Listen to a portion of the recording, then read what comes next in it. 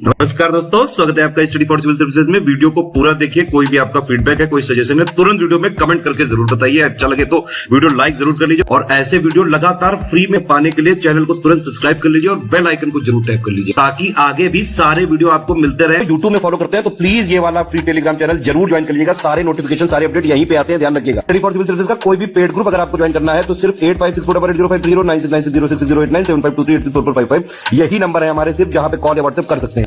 Instagram पे हमारा page जरूर फॉलो कर लीजिएगा, studyforcivil.services है। ट्विटर पे हमको जरूर फॉलो कर लीजिएगा, @studyforcivils है। सारे क्वेश्चन अटेम्प्ट करिए और स्कोर अपना तुरंत कमेंट करके बताइए।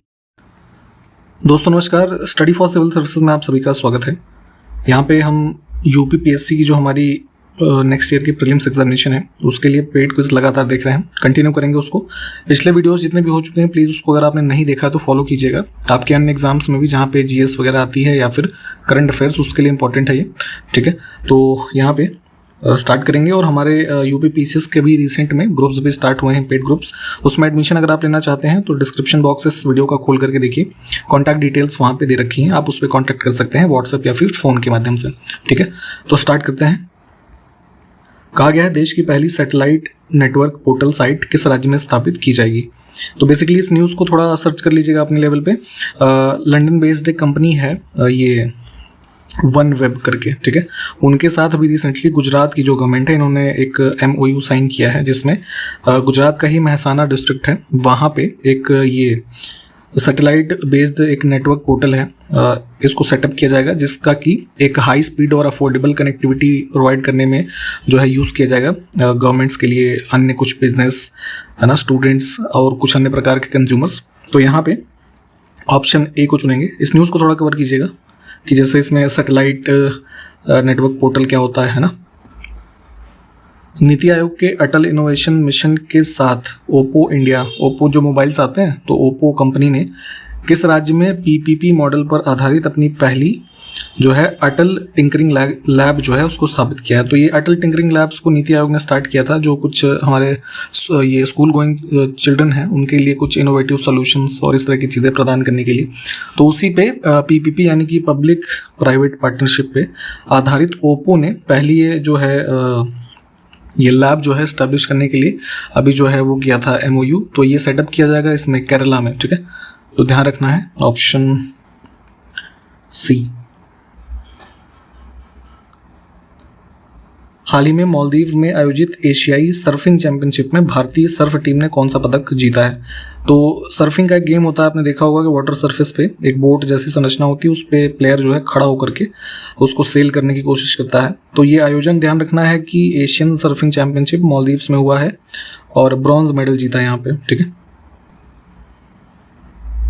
हाल ही में किस राज्य सरकार ने राज्य में 9000 CM राइज स्कूल, है ना, इंग्लिश में देखिएगा कुछ इस तरीके से, इस तरह के स्कूल स्थापित करने की घोषणा की है। तो मध्य प्रदेश में भी रिसेंटली जो है CM जो वहाँ के हैं शिवराज सिंह चौहान, तो उन्होंने एक CM राइज स्कूल की जो कह लीजिए इनॉग्रेशन भी की थी और उसका नाम यहाँ पे बताया गया था कि जो ये बाबा साहब अम्बेडकर थे उनके नाम पे रखा जाएगा। और कुछ इसी तरीके के कुल 9000 इस तरह के स्कूल पूरे स्टेट में सेटअप करने की अनाउंसमेंट है, जिसमें कि बच्चों को एक प्रकार की क्वालिटी एजुकेशन दिए जाने का कॉन्सेप्ट है। तो सी विकल्प जो है इसको चुनेंगे।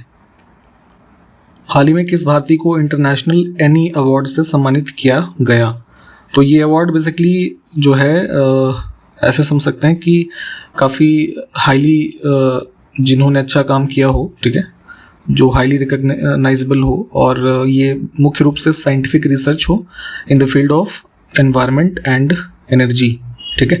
तो उसी क्रम में यहाँ पे हमारे इंडिया का जो ये IIT मद्रास है उसके प्रोफेसर हैं डिपार्टमेंट ऑफ केमिस्ट्री में, ये आपका थलप्पिल प्रदीप, ठीक, तो इनको दिया गया है। हाल ही में प्रकाशित पुस्तक राग प्रकाश किसने लिखी है। तो कई सारे रागों के बारे में डिटेल देते हुए एक प्रकार का कंपाइलेशन है जो कि ओम प्रकाश कौल जो है इनकी कंपाइलेशन है और इसको इनॉग्रेट या कह लीजिए रिलीज़ किया था, है ना, इनॉग्रेट नहीं, इस बुक का रिलीज़ किया था जो हिमाचल प्रदेश के चीफ मिनिस्टर हैं सुक्खू जी, ठीक है, उन्होंने। ये प्रश्न उत्तर प्रदेश के एग्जाम्स के लिए स्पेशली काफ़ी इंपॉर्टेंट है, ध्यान से इसको जो है थोड़ा डिटेल में देख लीजिएगा। उत्तर प्रदेश सरकार ने विरासत वृक्ष अंगीकरण योजना के तहत प्रदेश के कितने विरासत वृक्षों का सौंदर्यीकरण करने का जो है एक प्रस्ताव लाया है। तो इसमें ध्यान देना है कि ये हेरिटेज ट्री अडॉप्शन स्कीम है, ठीक। उसके अंतर्गत हमारे कुल 948 ऐसे वृक्ष हैं जो कि 28 प्रजातियों से ज़्यादा के प्रकार के हैं, ठीक है। और ये लगभग 100 साल से ज़्यादा आयु के हैं, ठीक है। तो इनको यहाँ पे एज कह लीजिए विरासत के तौर पे डेवलप किए जाने का, हेरिटेज ट्री के रूप में डेवलप किए जाने का कॉन्सेप्ट है। और ये पूरे 948 वृक्ष जो हैं उत्तर प्रदेश के जो कुल 75 जिले हैं, तो है ना, हर जगह से चुने गए हैं। तो ध्यान रखना इस चीज़ को भी।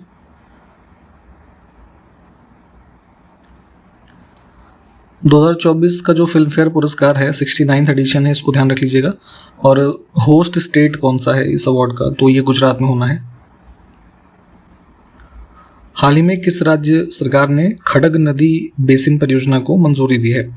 तो इस प्रोजेक्ट को डेवलप किया जाएगा यहाँ पे ओडिशा में। वहाँ के चीफ मिनिस्टर जो नवीन पटनायक हैं उन्होंने रिसेंटली अनाउंस किया है इसको।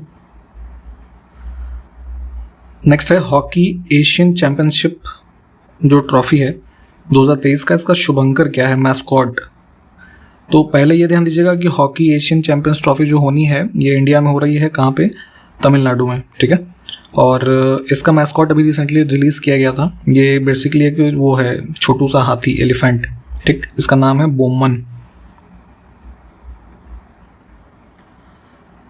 नेक्स्ट है 27 से 29 अक्टूबर 2023 को इंडिया मोबाइल कांग्रेस का 7वां संस्करण कहाँ पर होगा? तो डिपार्टमेंट ऑफ टेलीकम्युनिकेशन भारत सरकार का जो है उनके कह लीजिए को होस्टिंग में इसका आयोजन हो रहा है, इसमें प्रगति मैदान न्यू दिल्ली में। नेक्स्ट है जननी सुरक्षा योजना की शुरुआत कब हुई? तो ये हमारा इसमें अप्रैल 2005 में, ठीक है, इसको स्टार्ट किया गया। और इसी में बेसिकली जो ये था कैश असिस्टेंस दिया जाता है कुछ, है ना, डिलीवरी और पोस्ट डिलीवरी केयर के लिए, उसको इंटीग्रेट किया गया था इसी में। नेक्स्ट है राष्ट्रीय शैक्षिक अनुसंधान और प्रशिक्षण परिषद NCERT, इसकी बुक्स वगैरह पढ़ते हैं ना, तो इसका स्थापना वर्ष पूछा गया है। तो एज ऑटोनोमस ऑर्गेनाइजेशन इसकी स्थापना हुई थी 1961 में। ऑप्शन सी को चुनेंगे। नेक्स्ट है इंदिरा गांधी राष्ट्रीय ओपन विश्वविद्यालय। ओपन क्या, इसमें हिंदी में मुक्त लिखते हैं, ठीक है। तो इग्नोऊ आप इसको शॉर्ट फॉर्म में कहते हैं। और इसकी स्थापना वर्ष पूछा गया है तो ये 1985 में स्थापित किया गया। इसमें देखें कोया जनजाति किस राज्य का दूसरा सबसे बड़ा जनजातीय समुदाय है? तो इसमें आपका स्टेट ऑफ तेलंगाना में देखेंगे, ये यहाँ के सेकंड लार्जेस्ट ट्राइब हैं। और एक फेस्टिवल है जो कुंभ मेला के बाद माना जाता है कि सबसे second largest fair of India है, मेदराम जात्रा, ठीक है, वो इनके द्वारा ही सेलिब्रेट किया जाता है। नेक्स्ट है गेरोसोपा वाटरफॉल की लोकेशन बतानी है। तो वेस्ट घाट हो जाएगा, वेस्टर्न घाट, ठीक है। आपको पहले बताया गया है कि जो आपका ये है ना जोग फॉल्स, ठीक है, उसी का एक दूसरा नाम ये है गेरोसोपा।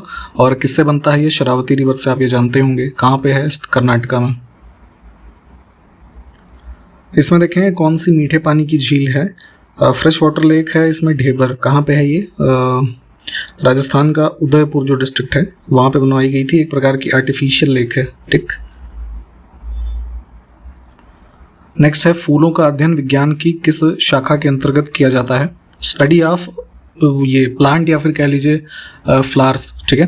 तो ये एंथोलॉजी एक शब्द हमारा होता है, ये साइंटिफिक स्टडी है इसकी। इसको देख लीजिए, भारतीय वायुसेना 8 अक्टूबर 2023 को अपनी 91वीं वर्षगांठ मनाएगी। तो डेट याद रखना है, स्थापना दिवस कब होता है? 8 अक्टूबर को, ठीक है। और वायुसेना दिवस परेड और फ्लाई पास्ट का जो आयोजन होता है इस अवसर पर, वो कहाँ पर किया जाएगा इस बार?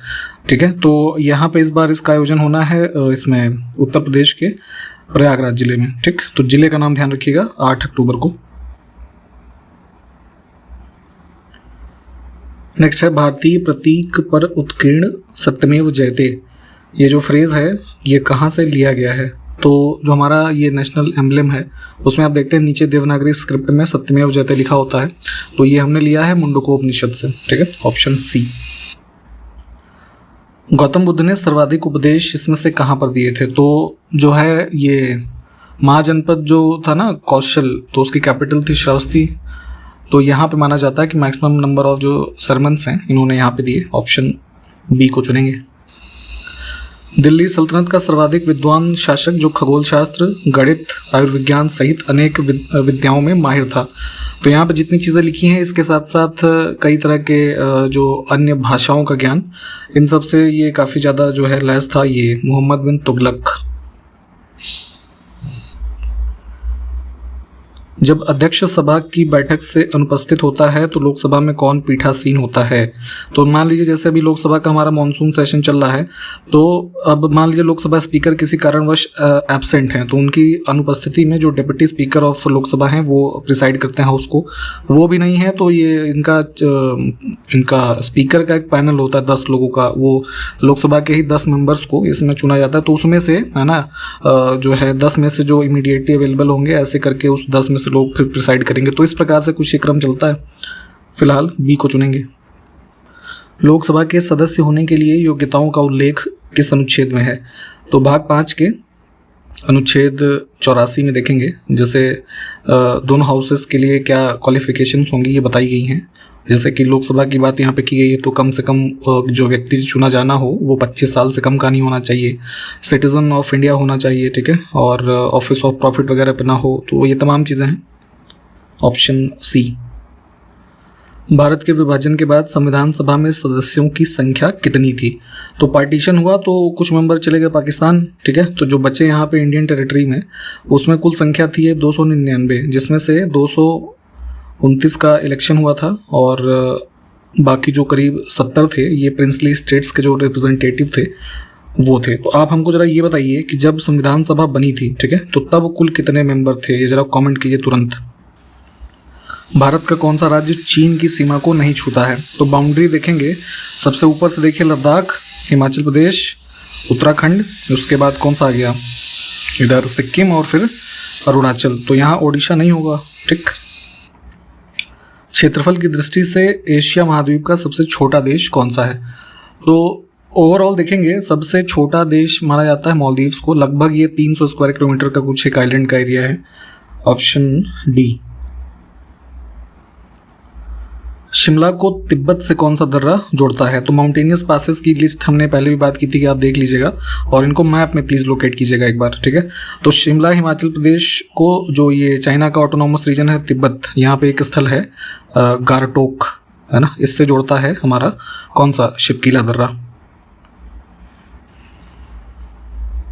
किस कुषाण शासक ने केवल तांबे के सिक्के चलवाए?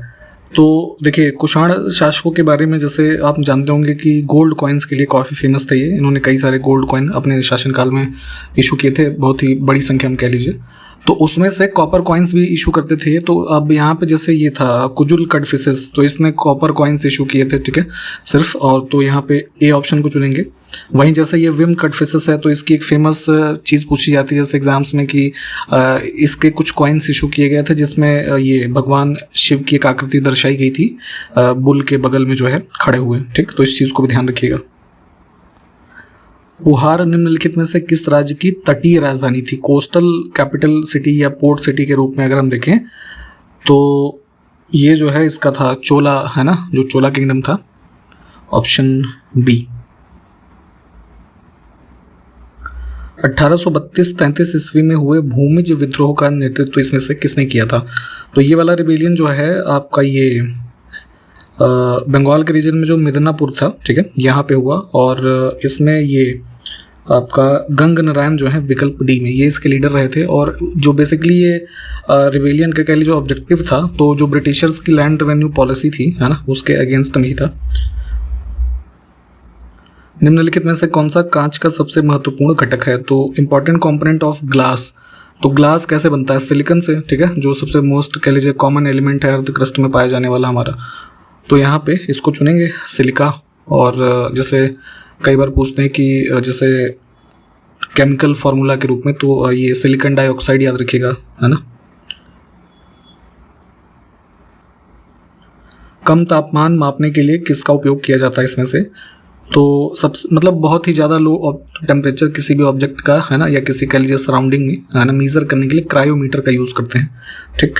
और जैसे जो हमारे ये रॉकेट्स वगैरह भेजे जाते हैं स्पेस में, तो एक टेक्नोलॉजी उसमें यूज़ होती है ना, क्रायोजेनिक्स पे बेस्ड, जिसमें बहुत ही लो टेम्परेचर पे फ्यूल्स को कंजर्व करके उसमें यूज़ किया जाता है।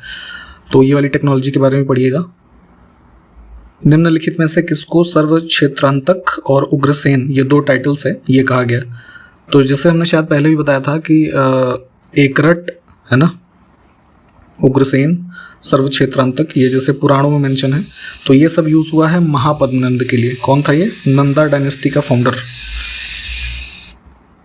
नेक्स्ट है चटगांव शस्त्रागार डकैती का संबंध किससे है? तो जो बंगाल के रीजन में चटगांव आर्बरी रेड का ये केस था अप्रैल 1930 का, ठीक है। तो इसमें सूर्य सेन लीडर थे इसके, ठीक है। यहाँ पे जो शस्त्र, उनके हथियार थे, पुलिस फोर्सेस वगैरह के, वो सब लूटने का प्रयास इसमें प्लानिंग वगैरह की गई थी। इसमें देखें कुछ हमारे पास वोल्केनो की लिस्ट है और किस देश में या किस रीजन में वो स्थित है उसका नाम लिखा है। तो माउंट पोपा केन्या लिखा है, गलत हो जाएगा, ये म्यांमार से संबंधित है, ठीक। बाकी के विकल्प ठीक हैं। आपातकाल के दौरान मौलिक अधिकारों के निलंबन से संबंधित जो प्रावधान है उसको कहाँ से लिया गया है? तो इंडियन कॉन्स्टिट्यूशन में आपको पता है इमरजेंसी का प्रोविजन जो है, जैसे नेशनल इमरजेंसी वगैरह लगे, तो ऐसी स्थिति में क्या होता है कि आर्टिकल 20 और 21 को छोड़ करके बाकी के फंडामेंटल राइट जो है उसको सस्पेंड किया जा सकता है, यानी कि उसके इन्फोर्समेंट के लिए आप कोर्ट नहीं जा सकते, ठीक। जब तक इमरजेंसी इन पोजीशन में है वो जो है सस्पेंडेड रहेगा। तो ये कॉन्सेप्ट हमारे कॉन्स्टिट्यूशन मेकर्स ने जो है लिया था वीमर कॉन्स्टिट्यूशन से, जो कहाँ का है? जर्मनी का। नेक्स्ट है कि तत्वबोधिनी सभा की स्थापना इसमें से किसने की थी? तो ये देवेंद्रनाथ टैगोर के द्वारा एस्टैब्लिश किया गया था अक्टूबर 1839 में, ठीक है। ऑब्जेक्टिव इसका क्या था? तो वही था कि जैसे वेदांत और उपनिषद के जो है आधार पे जो अपना ये रैशनल ह्यूमनिज्म और हिंदुइज्म था, इन सबको आगे प्रमोट करना। यूनानी राजा मिनांडर और बौद्ध भिक्षु नागसेन, इनका दार्शनिक वार्तालाप किस पुस्तक में प्राप्त होता है? तो मिलिंद पन्हो जो पुस्तक लिखी गई, एक बुद्धिस्ट टेक्स्ट है और मोस्टली ये कह लीजिए जो डिलेमा थे और क्वेश्चंस थे, है ना, किंग मिनांडर के, तो उसके उत्तर देने का प्रयास इसमें नागसेन के द्वारा किया गया है। ऑप्शन बी को चुनेंगे। इसके राइटर का नाम जरा बताइए, कौन थे? मंगोलियन इन्वेडर जो था चंगेज खान, इसका ओरिजिनल नाम क्या था? तो तेमुजिन या तेमुचिन जो है ये मिलेगा आपको, ये सही होगा। किस संगमवंशी शासक को प्रौढ़ देवराय भी कहा जाता है? तो ये देवराय सेकंड है ना, संगम डायनेस्टी से संबंधित जो शासक रहे। निम्नलिखित में से किस विजयनगर शासक ने पुर्तगालियों से संधि की थी? तो देखिए पुर्तगीज का जो यहाँ पे आगमन है इंडिया में 1498 से हम वास्को डी गामा के टाइम पीरियड से देखते हैं। तो उसी टाइम पीरियड में चूंकि विजयनगर के जो रहे ना ये कृष्णदेव राय, इनका भी टाइम पीरियड हम 1500 के बाद जो देखते हैं। तो आगे चल करके 1510 में यहाँ पे जो है ये ट्रेड करने और ये फोर्ट वगैरह बिल्ड करने की जो एक ट्रीटी थी ये कंक्लूड हुई। तो बी ऑप्शन जो है इसको चुनेंगे। एनीमिया निम्नलिखित विटामिन में से किसकी कमी से होने वाला रोग है? तो लैक ऑफ आरबीसी है ना, जो एनीमिया हमारा रोग होता है, तो ये आपके जैसे बॉडी में स्पेशली महिलाओं में विटामिन B12 और फोलेट जो है इन सब की कमी से होता है। निकट दृष्टि दोष यानी कि मायोपिया, इसके इलाज में किस प्रकार के लेंस का उपयोग किया जाता है? तो मायोपिया ऐसी कंडीशन होती है जिसमें आपको दूर की चीज़ें ब्लर दिखेंगी, ठीक है। तो ऐसी हमारे जो आई डिफेक्ट होते हैं उसको क्योर करने के लिए कॉन्केव लेंस जो है इसका यूज़ किया जाता है। निम्नलिखित में से कौन सा जल डमरू मध्य बाफिन खाड़ी और अटलांटिक महासागर को जोड़ता है? तो यहाँ पे मैप में देख लीजिएगा, ग्रीनलैंड और ये कनाडा के रीजन में है ना, इधर बीच में जो है डॉवर स्ट्रेट, नहीं सॉरी डेविस स्ट्रेट जो है ये यहाँ पे इनको कनेक्ट करता है, ठीक। ऑप्शन सी को चुनेंगे। इसको मैप में एक बार लोकेट कीजिएगा। अंतिम प्रश्न देखते हैं कि निम्नलिखित में से कौन सा सही ढंग से मेल नहीं खाता है? तो नॉट करेक्टली मैच जो है वो बताना है। कुछ डेल्टा के टाइप्स हैं और रिवर एसोसिएटेड जो उससे है उसके नाम लिखे हैं, ठीक है। इसका उत्तर आप हमको कमेंट करके बताइए कौन सा उत्तर सही होगा, ठीक है। और मैप वाले क्वेश्चन सारे आपको मैप में लोकेट कर लेने हैं। हम इसको फिर कंटिन्यू करेंगे अगले वीडियो में। तब तक के लिए नमस्कार, जय हिंद।